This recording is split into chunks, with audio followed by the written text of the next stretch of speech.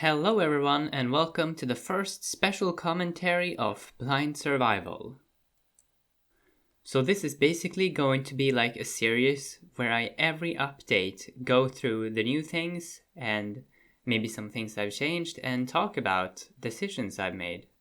But it will also be like a guide so that you can beat the game easier.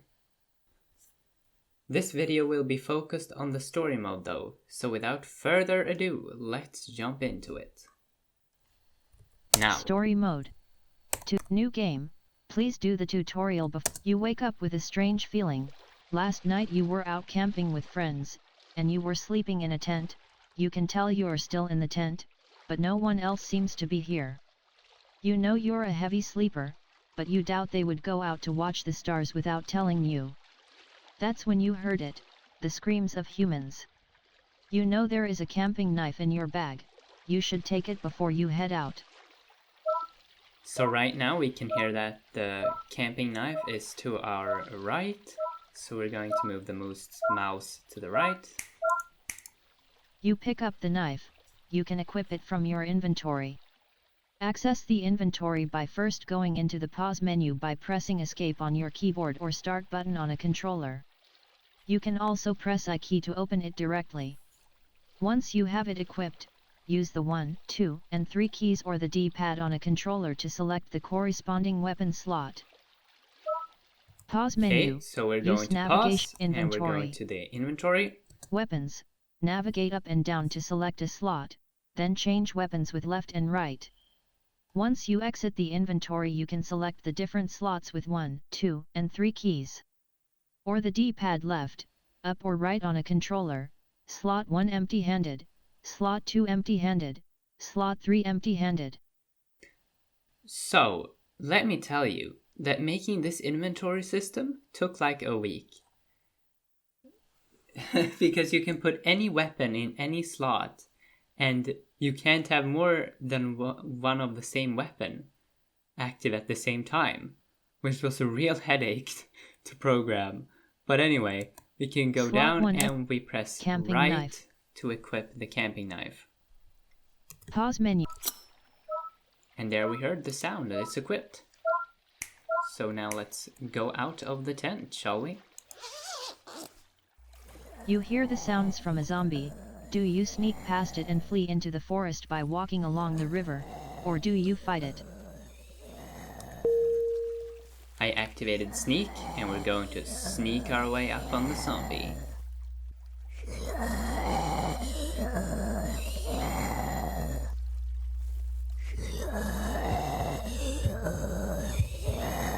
And we hear the heartbeat sound, which means that now we're close enough to make a critical kill.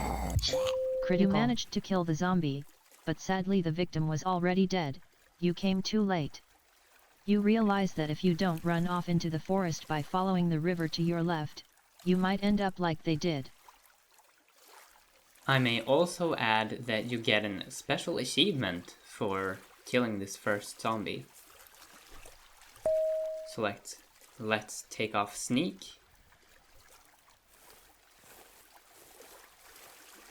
And let's follow the river so that we're basically walking alongside the river. We can hear that it's to our left right now. So we can just keep walking forward.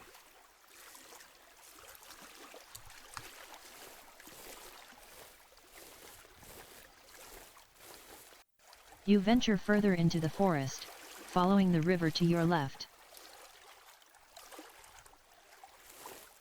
And Blind Survival's story mode actually started when I had an internship at a place called The Great Journey. And it was actually one of my tutors that came up with the idea of following the river. Because it solves a couple of very important problems that I'm facing when I'm developing this game. Which is that when there's mostly just these sonar sounds, and you can hear one right now, that you're supposed to follow, it's actually very difficult to then know which way you're actually looking at. But if we have the river, we can always know where we are, because we know where the river are, right?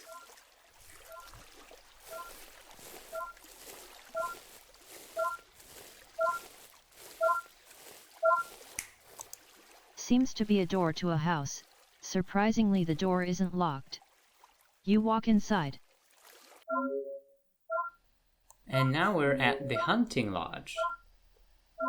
But we're not supposed to know that yet. But we can hear two different sounds. However, there is also a secret third interactable object in this room that you might actually stumble upon, which is right here, to the left wall. There are animal hides on this wall. Could this house be a hunting lodge? Well, yes indeed. It's a chair standing in front of a desk. Okay, so this is chair. A glass shelf. You wonder if there is some way to open it. You have a feeling there is something important inside. You can probably use the chair to break it. I see. It's a chair in front of a desk. You can use this to break open the glass shelf. You pick up the chair and you are going to smash the glass shelf when you find it again.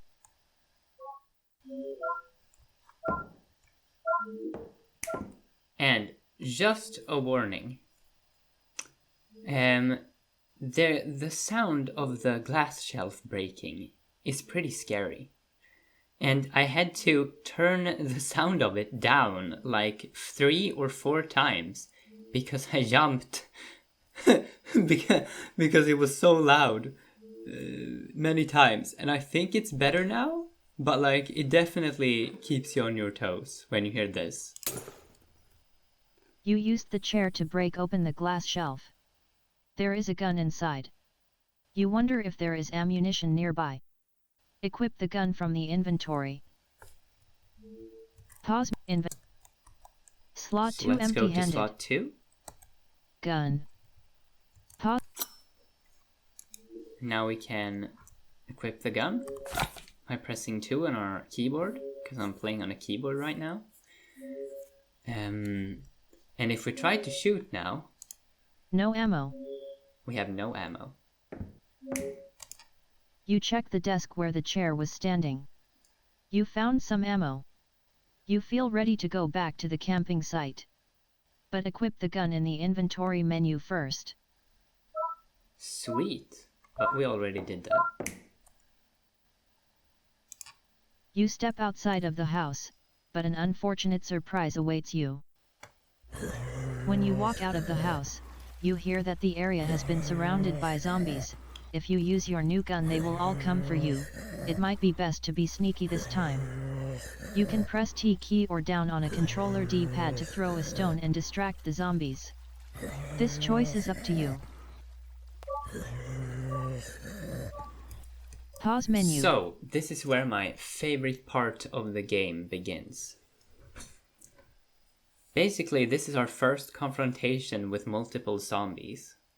And this is now that in the game that you can choose if you want to be sneaky or go guns out.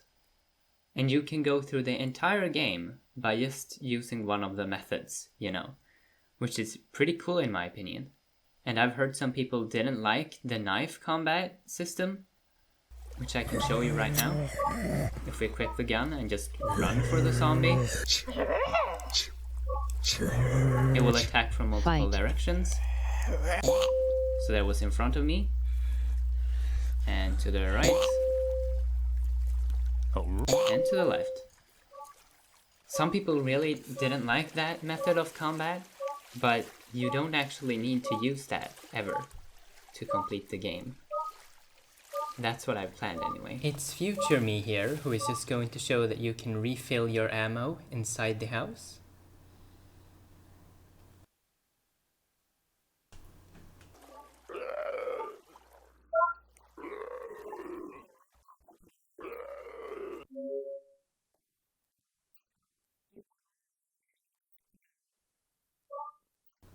I also forgot to show what it sounds like when you throw a stone to distract the zombies. It's a good way to group them up, and then you can easily perform a critical kill on all of them at the same time. It's not very realistic, but it's very effective.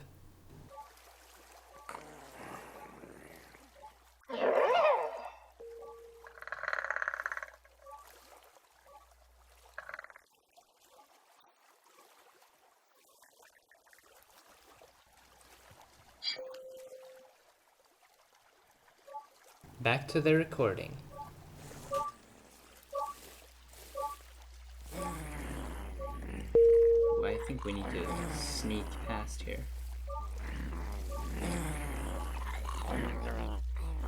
And if you hear the heartbeat sound of a zombie, that means you're too close to them. And you can also hear this bass tone.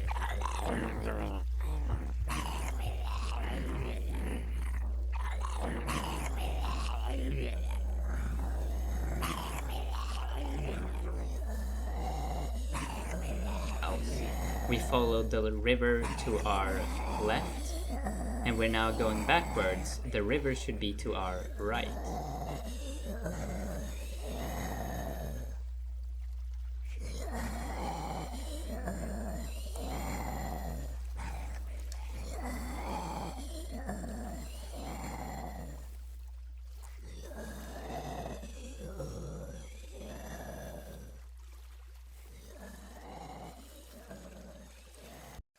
You made it back to camp.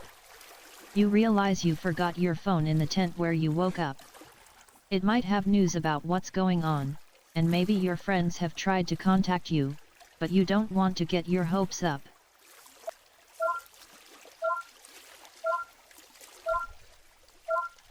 And this was the hardest level to make, because there are 2 tents in this area. However, the tents were originally squared, so you would just get stuck on the tents when you tried to walk past them. So now I've made them into a cylindrical shape, which made it a little bit better, but it's still really easy to get stuck accidentally on them, because we hear the entrance to the tent there. But we can also talk to the tent. This is a tent. You should follow the edge and walk in through the entrance.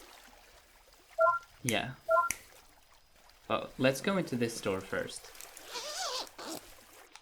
You go into the tent. It doesn't seem like your own. But you should check it out.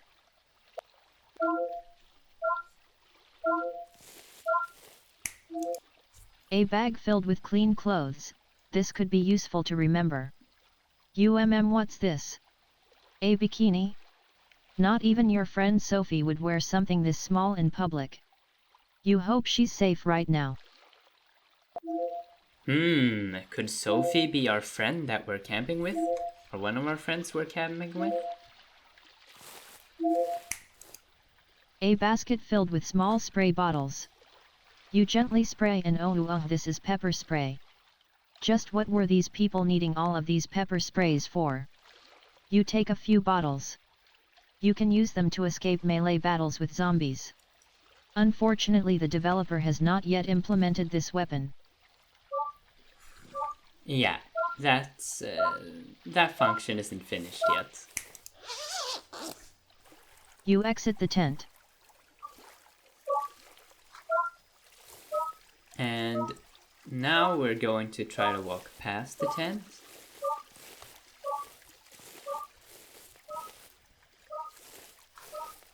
But we're still following the river to our right.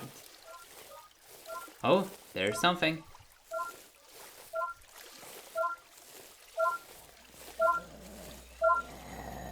But there's also a zombie there. I'm just gonna sneak past that for now. This seems like your tent. But why was the zipper closed? That's not how you left it this morning. You can also smell an unfamiliar scent. Someone, or something, has been in your tent.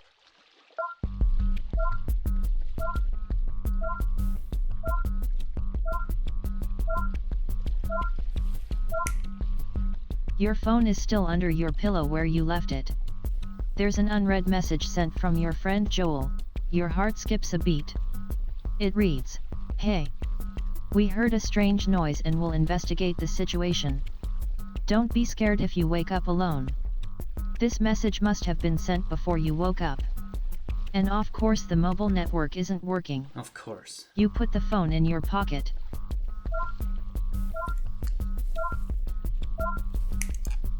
You look in Joel's bag. he is a hunter and had been looking forward to hunting in the forest. His gun is gone, so perhaps he took it with him when they went to investigate, or the person who has been in the tent took it. You use some of his ammo to refill your gun. I see, so if we would have gone guns out with the zombies back in the forest, we would have it refilled now. Sophie's bag is also still here. Apparently, she didn't bring her phone either. What in the world could make Sophie leave without her phone? You two were supposed to go to the rocky beach, but you suppose that will be another day, if ever. So it was Sophie. Also, what is Rocky Beach? Will we go to Rocky Beach, perhaps? After checking your tent, you realize what's gone, the first aid kit you brought in case of emergency. Did the person who was in the tent use it? Considering how fresh the scent is, you think they're pretty close. Maybe they went to the main camping building for protection. There should also be food supplies there. You decide to track them down to see if they know something about the situation. And now? The main building should be at the opposite side of the river. So it should be to your right. Now I'm going to just show you one of the coolest features that I implemented, I think. So if we equip the knife, and we lure the zombie to us, and we go into the tent, the zombie will actually follow us into the tent.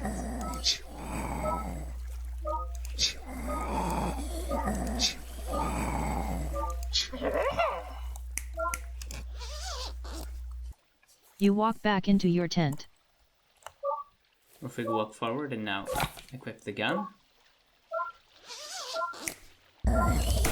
19.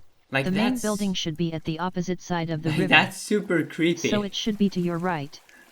That's so creepy, but so cool. And we can actually use that to our advantage in this next place. But yeah, here's something that I explained very poorly. Which is that a lot of people stumbled upon this bridge over here because they walked on the right side of our tent, or of the first tent, instead of going to the left. Which means you can actually find this thing. And I forgot to turn sneak off. This is a bridge that leads across the river. You shouldn't go there right now. Yeah, people thought that maybe you had to go over the river because I was very unclear when I said that the river was, or when I said that the building was at the opposite side of the river. Oh shoot. 18. Oh shit, I missed. No. 17. 16. 15. Scared me there.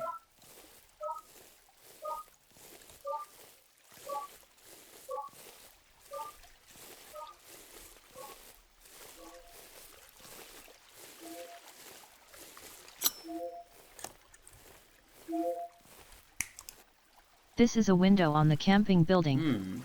You hate the fact that someone could be staring at you from the other side of the window without you ever knowing it.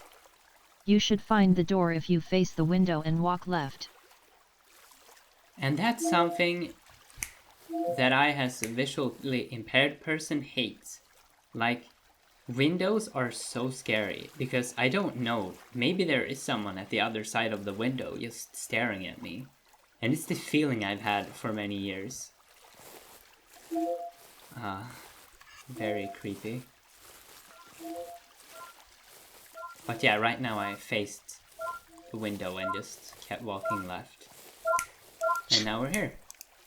This is the camping building. You walk through the door. This is the entrance hall. The same scent that was in your tent is also here. There must be a survivor in here. But you must be on your guard. To think that you ate a normal dinner here yesterday. Ooh. Sorry about that. I had to just drink some water and see that the recording was good. So what is this? There is a map of the building on this wall. You remember that it has 2 floors and a basement. The floor you are on right now has the reception desk, the second floor has the restaurant, and the basement has an underground gym and a pool area. And this house has a similar thing to the river, but instead of the rivers, it's actually the sounds of desk fans. So we can hear one right in front of us right now. Oh. A door closing. It must be the survivor. Ooh. A desk fan. It seems to get power from a battery bank. You miss the time in your life when your biggest problem was the tropical weather on this island. And you can actually talk to the fans multiple times to get a secret achievement. A desk fan powered by a battery bank. Cooling down the entrance hall. A fan. A very cool fan. You really love fans. You really love fans. Okay, so we got the secret achievement now.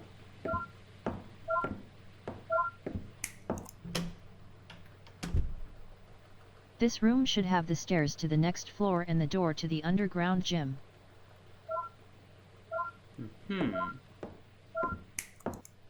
This is the door that leads to the basement. It has an electric lock so only guests can enter. But it must have lost power because your electronic key isn't working. You know the survivor is inside. You also know they have traditional keys in the storage room behind the restaurant upstairs. Oh. So now we can go upstairs. You walk up the stairs to the restaurant. But you're not alone. You remember that there are many fans mounted on the left wall. Okay, so we can now follow the fans to our left to get to the end of the restaurant.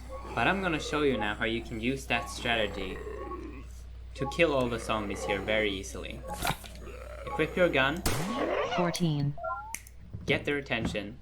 Walk down the stairs. You walk down the stairs. Walk away from the door. We can press F so we don't have to hear those other sounds. 13. And now we can just kill all of them. 12. 11. 10. 9. And that was all of them. Now we press F again so we can hear the other sounds. And walk up the stairs, and now we can You walk up the stairs. keep You on can use walking. the fans mounted on the left wall to your advantage when walking across the room. And now we don't need to worry. We can just walk.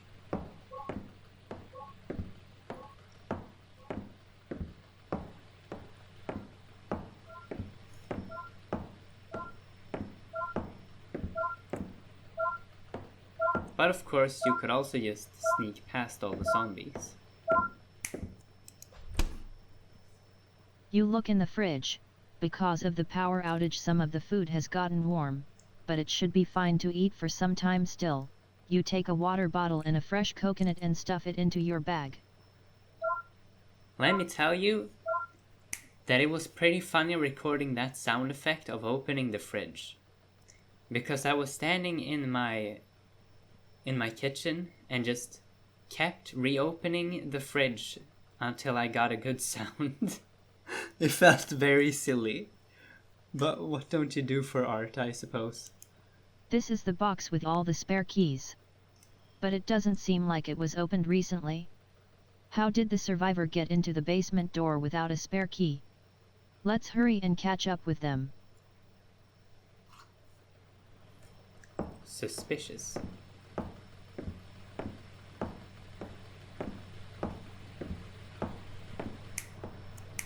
You really love fans. Oh, that was the fan.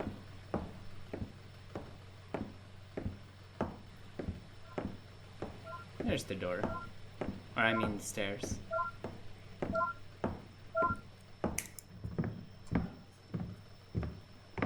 You walk down the stairs.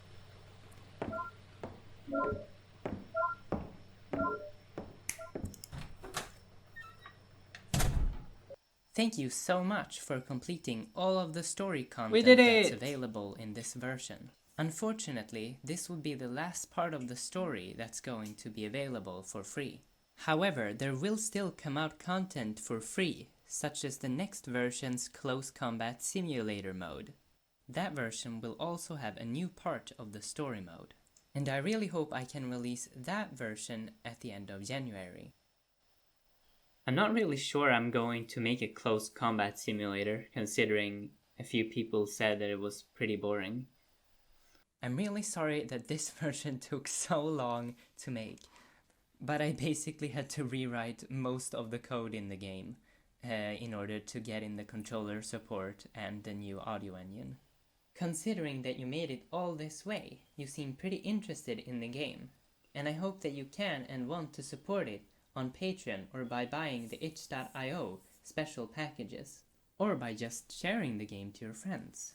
If you support the game financially right now, you'll get access to the scavenge mode. And if you subscribe to the Patreon, you can get your name in the credits. Unfortunately, I can't get your name in the credits if you buy the special packages from itch.io, because those are actually anonymous. Which might be a good thing depending on who you ask. In the future, you'll also get access to special commentary for each version. And the special commentary for this version will be available for free pretty soon. And there will be other benefits as well, such as access to a special role on the Discord server. And by the way, you should probably join the Discord server. It's free, and you can share your scores in the game modes and also report bugs that you find when you play. It would really help me out. You can get to the Patreon page right now by pressing Q on your keyboard. Anyway, I hope you have a great day, and that you want to continue to experience this game. And we actually have a patron right now, and their name is Amin Abdullah, and I'm very thankful that you decided to become a patron. Thanks for watching the first special commentary. I'm honestly not sure what I'm going to do with the itch.io special packages. Because if people subscribe for a certain amount of time on the Patreon, I can give them the full game easily when it's released. But since the itch.io purchases are anonymous, I can't do that. So I'm not sure how I want to do it. And I might just keep the Patreon and also make an early access version of the game, instead of having anything on itch.io. But yeah, that's it for this special commentary, so thank you very much for watching all the way to the end. And I'll see you on the other side. Bye!